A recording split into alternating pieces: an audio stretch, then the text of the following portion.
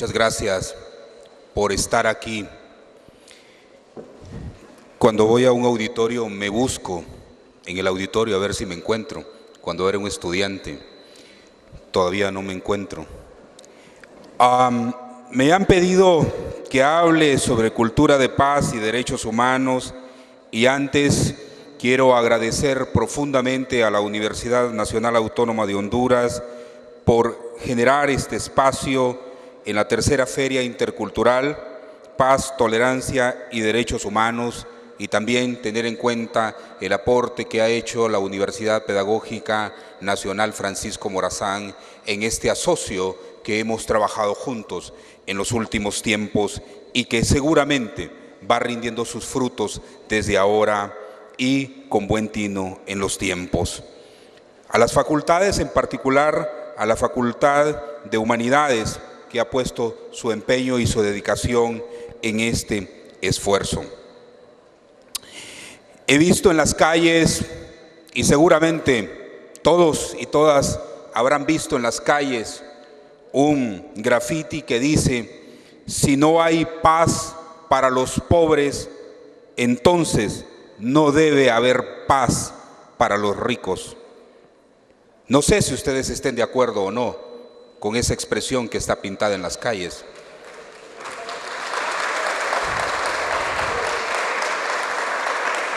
Pero no se trata de incitar al odio ni al rencor, ni se trata de poder emular de lo malo siendo nosotras malas o malos. No podemos emular el mal para poder contrarrestar el mal. Y en ese sentido, un defensor de derechos humanos, como es mi condición, debe tener claro y debe de tener una visión precisa que su misión profunda es la defensa de la vida. Y en la defensa de la vida, el primer factor y el primer elemento que debe de tener presente es que puede ofrendar la vida por la defensa de la vida misma. Y en ese sentido, un defensor de derechos humanos, una defensora de derechos humanos, procura la paz y procura encontrar justicia. Y en esa búsqueda de justicia no significa que el ser tolerante significa agachar la cabeza frente a la barbarie, frente al ataque, frente a la discriminación, frente a cualquier acción ignominiosa en contra de un ser humano. Ser una persona con la vinculación clara de lo que queremos en la defensa de los seres humanos significa buscar la verdad y exponerla, no importa cuánto duela. Pero la verdad es un factor fundamental para poder vivir y para poder incluso encontrar reparación en ella, como en materia de derechos humanos lo decimos: justicia, verdad, reparación. Veremos más adelante si esa primera expresión encontrada en las calles tendrá razón o no tendrá razón, si tendremos posibilidad de indignarnos o no frente a ese hecho. Siempre me he preguntado, cuando miro hombres y mujeres extraordinarios, mujeres extraordinarias que han tenido una vida aparentemente común, ¿cómo es posible que hombres y mujeres que se han graduado en Harvard, en Oxford, en las mejores universidades del mundo, o en Honduras que han ido a las universidades, y otros que no han terminado las universidades, al final terminan siendo hombres brillantes y mujeres brillantes que dan lo mejor para este país? Y me pregunto, ¿qué hay dentro de ellos que los hizo tan grandes? ¿Qué hay dentro de ellas que las hizo sobresalir sobre los demás? ¿Qué hay dentro de ellos y de ellas que brillaron por luz propia y no necesitaron otra luz para brillar?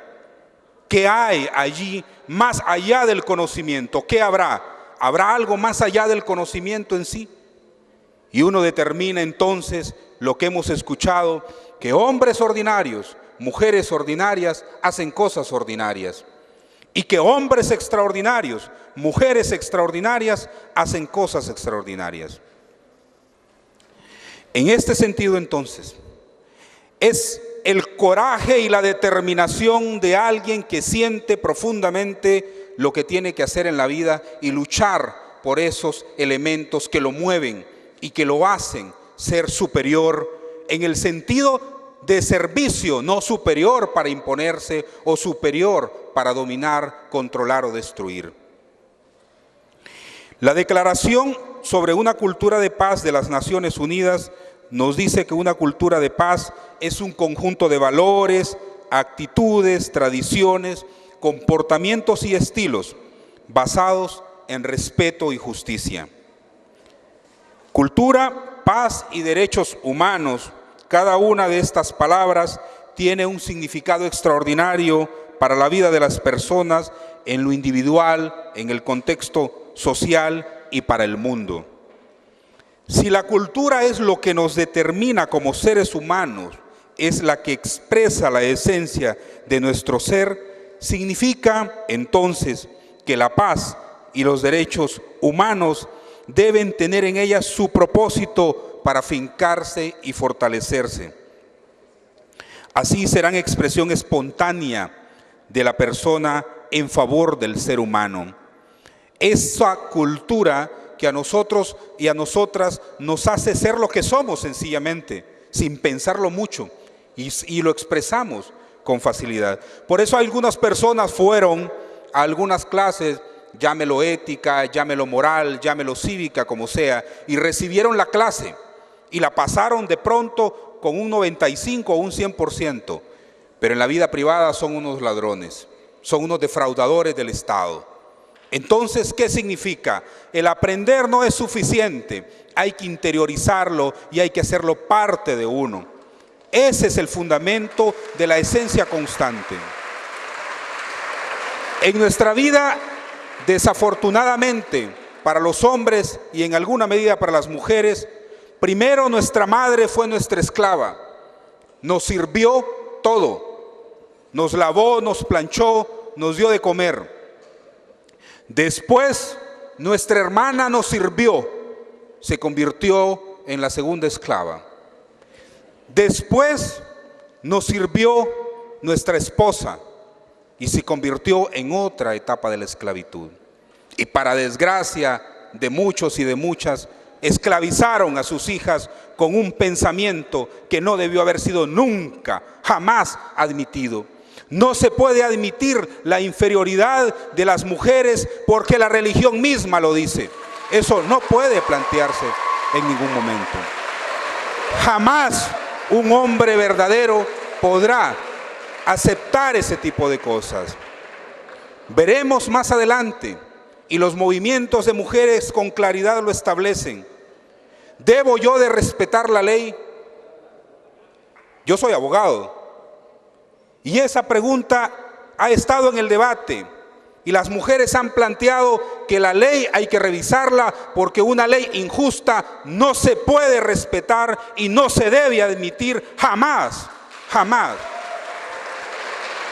Como jóvenes estamos dispuestos y estamos obligados a replantearnos todo, a poner en la duda todo para poder construir justicia, poder encontrar verdad y así forjar la paz.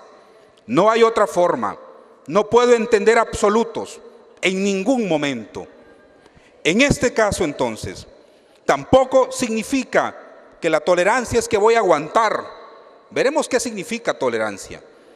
¿Qué es esa palabra? Y en este caso, en este ámbito de la cultura, es tan difícil a veces desmontar una cultura. Podemos hacer cambios incluso en una currícula educativa, pero el cambio cultural, el que yo cambie y me convierta en un ser esencial, que lo que pienso lo hago, lo pregono, esa es otra cosa. Por eso, en el ámbito de los derechos humanos, y sobre todo cuando hay problemas particulares o cuando hay asuntos particulares que revisar, hay que tener presente ese factor y elemento que tiene que ver con el elemento cultural. Y me refiero al hecho de lo que nos han enseñado que es correcto, lo que les mencionaba en el sentido de la supeditación de la mujer al poder supuesto del hombre. Suerte que que esas cosas están cambiando. Y no suerte, porque muchas han muerto por eso. Pero en este sentido, cuando hay reformas que se impulsan, por ejemplo en el ámbito de seguridad, se dice que si no hay un desmontaje de la cultura organizacional, es muy difícil que pueda combatir la corrupción o aquellos males que aquejan a una institución. Debemos entonces tener claro que hay un elemento cultural que incluso es más poderoso que el tema de la educación. Federico Mayor Zaragoza nos dice que cuando se habla de cultura de paz, la atención suele fijarse en el término la paz y no se fija en la idea de cultura.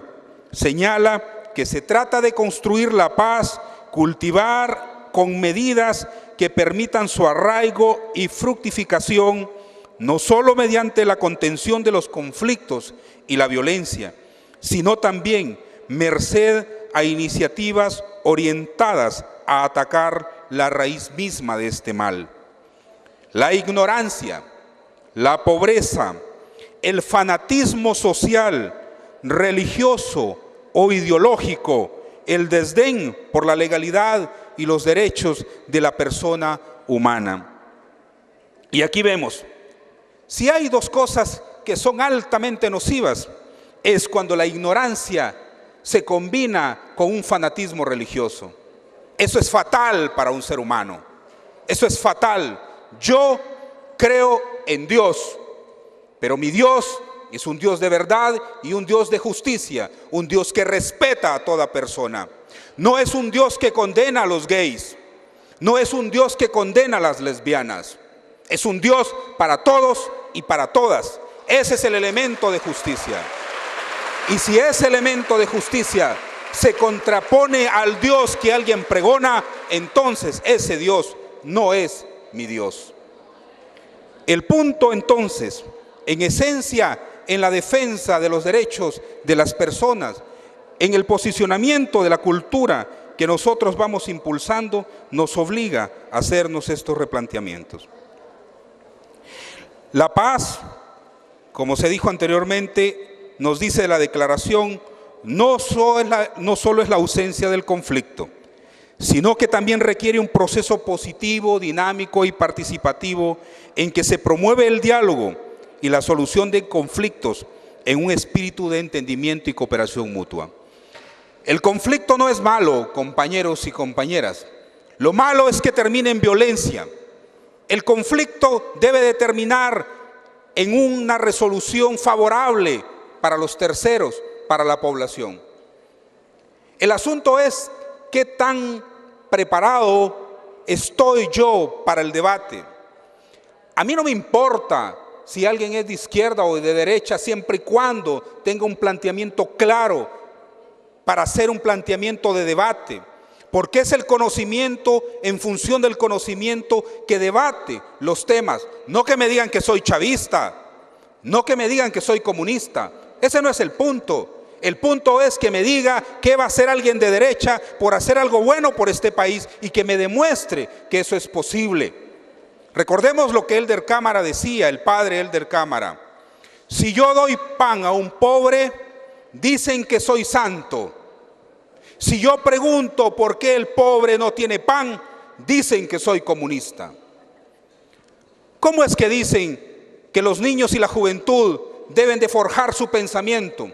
Y cuando levanta un joven la mano, una jovencita la mano y pide la palabra y exige el derecho, entonces se le reprime, entonces se le asesina.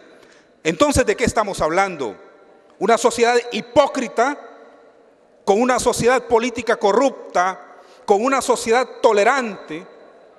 De eso estamos hablando y en eso estamos conviviendo. Entonces, tenemos que buscar ese proceso dinámico, positivo y participativo, sí, para que promueva el diálogo y para buscar esos puntos de encuentro. Y al final, alguien decía en el país, yo quiero una derecha inteligente. Entonces, también tenemos que tener una izquierda inteligente, que en el conflicto del pensamiento pueda surgir lo mejor para este país. En la Declaración sobre una cultura de paz, la Asamblea General de las Naciones Unidas recuerda que ya en la conclusión, en la Constitución de la Organización de las Naciones Unidas para la Educación, la Ciencia y la Cultura, se declara que, ya lo mencionaba muy bien nuestra magíster, puesto que las guerras nacen en la mente de los hombres, es en la mente de los hombres donde deben erigirse los baluartes para la paz. Ahí es donde está nuestra lucha. Los políticos marcan otra forma en el pensamiento. Un estratega político se le enseña que el voto no se gana aquí, porque el voto dicen que no es racional, que el voto se gana aquí. Se libra la guerra en el sentimiento para poder generar la conexión entre el candidato y el elector. Y entonces sucede que nosotros debemos de estar muy claros y muy claras que el pensamiento y el sentimiento son factores que nosotros y nosotras tenemos que tener en cuenta en todo momento de nuestra vida. Y en cualquier estrategia incluso. Hasta en materia de seguridad. En la seguridad objetiva, cuando a usted le ponen un puñal, a usted le pasó. Pero la inseguridad subjetiva es cuando yo creo que existe mucha inseguridad. Allí también yo debo de trabajar en la paz que debo de tener internamente, pero por una seguridad objetiva también. Dice el líder budista Daisaku Ikeda: para lograr la paz del mundo no basta con los tratados que establecen los políticos o la cooperación económica que crean los líderes corporativos. La paz verdadera y perdurable se alcanza únicamente con el establecimiento de lazos de confianza entre las personas en el nivel más profundo, en lo más recóndito de la propia vida. A mí me invitan a lugares donde tengo que reunirme con tomadores de decisión de este país. Hipócritas sentados a la mesa, mentirosos que puedo verlos a los ojos. Yo acudo a la mesa y me siento con ellos y mido su voluntad. Si la voluntad en esa mesa expresa que ya ahora van a pensar por nuestro país y van a dejar de exprimirlo y van a hacer algo bueno por el país y dan pasos leves, aunque sean leves esos pasos y pequeños, yo los acompaño. Pero acudo a la mesa. Les doy, ¿cómo le llaman lo de la duda? Les doy el beneficio de la duda. Pero voy allí. Y hay que recordar un elemento: cuando acudo a la mesa o a cualquier lugar que entro, yo debo de saber quiénes son mis interlocutores, mis interlocutoras. Y que sepan que yo estoy ahí porque estoy para poder ver qué se puede hacer por nuestro país. Pero que no estoy ahí porque me van a ver la cara de tonto para que al final la ley que debió salir en beneficio de la población se tergiverse, se doble, se malinterprete. Pero en ese elemento también nosotros y nosotras tenemos que saber muy bien el entorno en el que estamos. Así es que esa paz verdadera y perdurable se marca sobre la confianza. Esa confianza hay que ganársela. Esa confianza erige y crea instituciones fuertes. Establece una institucionalidad democrática mucho más fuerte y la confianza también en los líderes políticos y en los líderes sociales. La cultura de paz, al consistir en esa serie de valores, actitudes y comportamientos que rechazan la violencia y previenen el conflicto, deben de atacar las causas para solucionar los problemas mediante el diálogo y la negociación. Cuando nosotros tenemos un problema mal planteado y nuestra investigación es mala y al final tenemos una conclusión, si esa conclusión es errónea, lógicamente la propuesta de solución que hagamos también será mala. Por eso es muy importante entender muy bien el problema. Por eso es importante entender la diferencia entre tierra y territorio. Por eso es importante entender qué significa la madre tierra para los indígenas, para los pueblos ancestrales. ¿Qué significa para ellos? Para nosotros, derecho a la tierra es un punto. Para ellos, el derecho al territorio tiene que ver con su vida. Tengo que entender y comprender exactamente las distintas juventudes. Una cosa, ustedes muy bien lo saben, es un jovencito de 16 años allá en el campo, que apenas pasó tercer grado y ya es papá. A un jovencito que todavía a los 16 años tiene miedo de bajar a la segunda planta, porque le tiene miedo a la oscuridad. O otro jovencito que está dedicado a la ciencia y tiene toda la posibilidad, una jovencita, de forjarse como una científica. Debo de entender y ubicarles a cada uno para poder atenderles en la dimensión que corresponde. Debo de comprender qué significa la problemática para las mujeres. ¿Qué pienso sobre el aborto, por ejemplo? ¿Qué voy a hacer frente a ese tema? Ese es un tema que hay que discutir. Ese es un tema que se plantea. ¿Qué pasa con los derechos de las mujeres? ¿Qué pasa con el derecho del no nacido? Yo debo de tener una postura alrededor de eso. En ese sentido, entonces, para caminar en concordancia con el conocimiento, para caminar en concordancia con los acuerdos sociales, para poder ver en aquellos temas de conflictividad la posibilidad de impulsarlos y lograr elementos importantes, tengo que entrar en un proceso de conocimiento pleno y conocer la problemática adecuada para poder llevarlo a una mesa de negociación, a una mesa de diálogo e ir construyendo esos parámetros sociales de convivencia. Claro, aquí hay algunos que se robaron todo. Hay empresarios que empezaron a jugar dándole dádivas a un policía. Después este se acostumbró y empezó a extorsionar después. Después se fue mutando el crimen y se convirtió en crimen organizado. Hoy son economías emergentes que se contraponen a los buenos empresarios en una lucha completamente desigual. Iniciaron un juego de corrupción y terminaron condenando a este país. Y muchos de ellos dicen que no son políticos. ¿Habrá tal nivel de cinismo? Y seremos tan tontos y tan tontas para aceptarlo.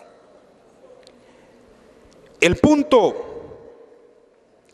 en la cultura de la paz no significa que yo voy a aceptar todo para estar en paz. No, es que yo no quiero reclamarle a esa señora que me atendió mal o no quiero poner una queja, porque mantengamos las cosas en paz. No, señores y señoras, la paz se construye con el respeto y cuando la última persona aprenda a respetar, tendremos paz. Pero para lograr ese respeto necesitamos instituciones fuertes. Para lograr ese respeto necesitamos hombres y mujeres que abracen la justicia como el elemento primordial y esencia de vida. A mí me dijeron recientemente que era un intolerante, porque en un foro me negué a firmar un acuerdo por derechos humanos. Y ahí en el foro presidencial yo le dije, nos negamos a firmar ese acuerdo con el general Romeo Vázquez Velázquez porque es un criminal de lesa humanidad, un violador de derechos humanos y no es posible que acuda a una firma de esa naturaleza. Porque si no encuentro justicia en este país, donde busco la justicia en los tribunales, y si todavía no la encuentro a nivel internacional, entonces tenga la condena ética de un pueblo que vive con dignidad. Podremos ser muy pobres, pero dignos. Y la dignidad la respeta Estados Unidos o China, pero la dignidad de un pueblo se respeta.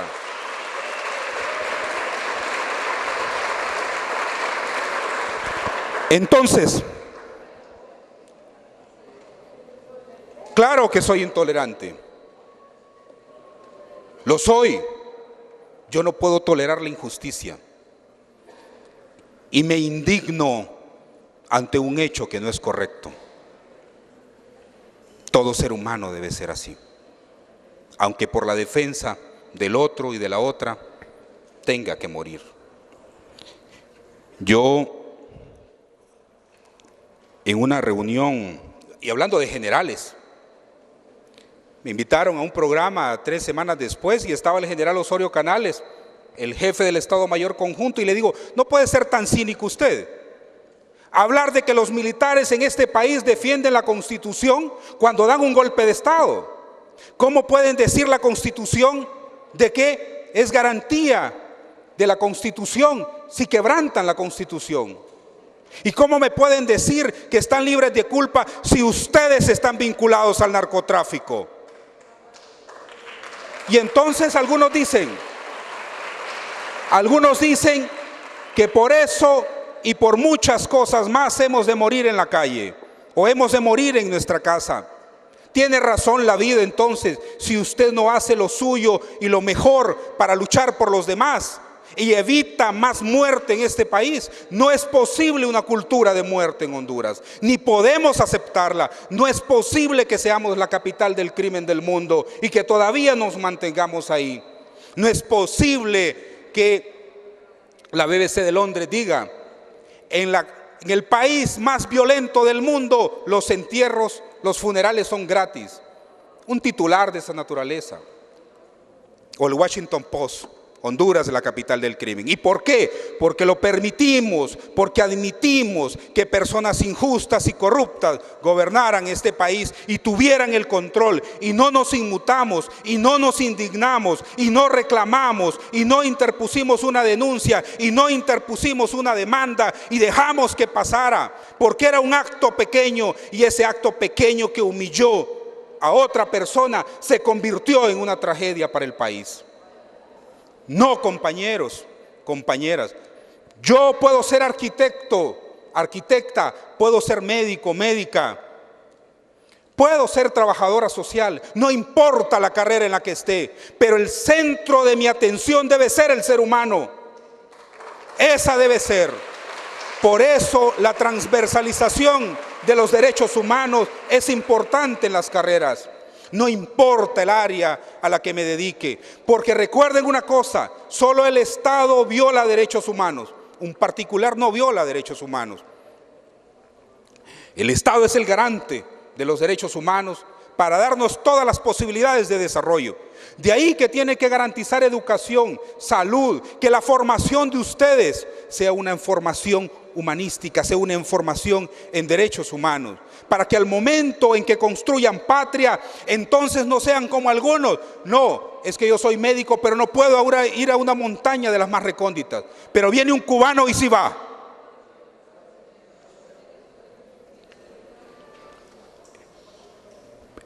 Ese elemento de la carrera no importa a la que esté vinculado, a la matemática, a la astronomía, no importa. El ser humano tendrá que ser el centro de todo. Resulta evidente entonces que la paz de la que hablamos no es la mera ausencia de guerra. La paz no es la conservación del actual orden internacional, y aquí estoy citando una frase radicalmente injusto. Esa paz no es preservar ese orden nacional e internacional con sistemas económicos injustos. No lo es, con manifestaciones extremas de lo que se ha venido a llamar en muchos lugares una violencia institucional o estructural. En un mundo en el que los países ricos, con el 20% de la población, disponen del 86% de las riquezas mundiales, en un mundo en el que la fortuna de los 358 hombres más ricos del mundo supera los ingresos conjuntos de los 2.300 millones de personas más pobres, no puede haber una paz duradera mientras exista un abismo tan grande entre países ricos y países pobres. Entre personas en nuestro país que almacenan riquezas a toda costa, sin prejuicio alguno, sin respeto alguno, y erigen sobre la muerte y el dolor sus poderíos. Esa opulencia y ciudadanos que sobreviven en la más aprobiosa pobreza no es admisible. La cultura de paz está hecha para garantizar el desarrollo pleno de la persona humana. Entonces no es digno que haya paz para algunos y para otros angustia. Nos debería de dar vergüenza como seres humanos, y al mundo debería de darle vergüenza esta condición. Por ejemplo, ahí el alcalde Ricardo Álvarez empezó a encarcelar la mayoría de los barrios. Y muchos dicen muchas cosas, pero eso no es cohesión social, eso no es dar respuestas a los problemas causales. ¿Por qué tiene un montón de corruptos en su estructura? ¿O por qué en la Fiscalía General no avanzaron los procesos de denuncia que hicieron sus propios partidarios en contra de él? ¿Por qué tenemos que soportar todos esos elementos de corrupción sin tener la posibilidad de desmontar una estructura criminal en el país? Porque es parte de una estructura completa del Estado. Son los elementos causales los que yo debo de atender, sin olvidar que hay elementos ahora coyunturales que debo de resolver. ¿A qué me refiero? Hay que hacer prevención de violencia y hay que invertir mucho, es cierto. Y hay que hacerlo con responsabilidad, pero hay que atender ahora que están robando en los buses, que le asaltan a cada rato, que le quitan su cartera, que están los extorsionadores. Hay que atenderlo, pero no generando barreras. Tenemos que generar otro tipo de condiciones que generen los niveles de cohesión social. Sin embargo, en un país tan grande como el nuestro, para la población que somos, para otros países del mundo somos una cosa chiquita, pero para nosotros es grande. Y un país rico como el nuestro, ¿cómo entiendo yo que un niño o una niña, desde que nace hasta que muere, la casa y de clase media es de aquí a este podium a la puerta? Esa es su casa, y para poder vivir en esa casa sus papás tuvieron que embargar su vida pagándola con costos completamente onerosos. Y si tiene 3 hijos, 3 hijas, ¿qué va a hacer cuando muera? Uno de ellos tendrá la casa, los otros 2 tendrán que volver a condenarse y esclavizarse. ¿Cómo es posible en un país tan grande como estos que ni siquiera podamos tener una vivienda digna? O que hay que construir peatonales y la gente se pelea por dónde estacionar los vehículos y le dicen cosas terribles. ¿Cómo es posible? ¿Y cómo es posible que sobre eso, como una esclavitud permanente, se construyen y estos dicen, y han vivido del Estado, muchos de ellos, que no son políticos? La seguridad, por ejemplo, se privatizó. Quien tiene la posibilidad de guardaespaldas, anda con guardaespaldas. Quien tiene la posibilidad de encerrar su colonia, la encierra. De levantar serpentinas, hasta de comprar 2 buenos perros. Los pobres ni para eso tienen, el perro de ellos es una miseria. Entonces, la seguridad es un bien público, recuérdenlo. La seguridad es un bien público, no es un bien privado. Y el Estado está obligado a darla, pero la perdimos en el camino. Entonces, si la cultura de paz está hecha para garantizar el desarrollo pleno de la persona humana, es como privatizar la seguridad, que es un bien público. Es como hacer leyes para los pobres e impunidad para los ricos. Es como robarse el dinero del Estado, que es del pueblo, y sobre ello, sobre la muerte y el dolor, construir imperios oprobiosos. No hay que olvidar que todo debe estar dispuesto para el bienestar humano, incluso el conocimiento. Cuando el conocimiento no está en servicio del ser humano, no sirve. No sirve. Los funcionarios públicos y aquellos que toman decisiones tienen que tener, a mi juicio, tres cosas importantes. He conocido hombres y mujeres muy inteligentes y han venido de universidades extraordinarias. Y tienen otra virtud, también son muy honestos, muy honestas. Pero cobardes cuando hay que tomar una decisión. De nada sirve un hombre y una mujer que tenga que tomar las riendas en algunas instancias del país si es inteligente y honesta, si al momento de tomar decisiones es cobarde para tomarlas. Conocimiento, honestidad y valentía requiere esta patria que hemos ya y que estamos construyendo afortunadamente con cambios importantes en la nación. La cultura de paz, y con esto concluyo, no es un instrumento para soportar la injusticia. Por el contrario, se exige justicia para gozar de una cultura de paz. Solo así se tiene la garantía de vivir en un mundo de respeto, de vivir en un mundo donde lo cotidiano es el respeto de la dignidad humana. Esa es una cultura de paz y de derechos humanos. Muchas gracias.